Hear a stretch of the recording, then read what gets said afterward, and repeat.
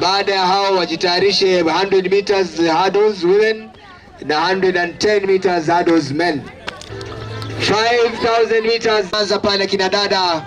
100 meters hurdles ndio hao wanakuja hapa mbele ya jukwaa.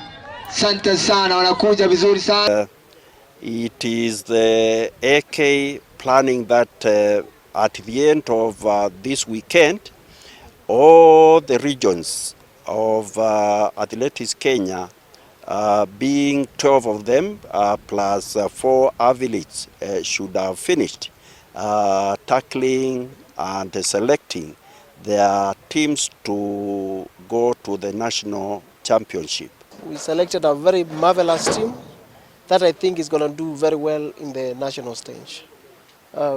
I'm extremely proud of them and proud of everyone who participated, proud of the coaches who put in the day in and out work, proud of the athletes who put it on the line, proud of those who did not get selected but they are happy, and it's a good day.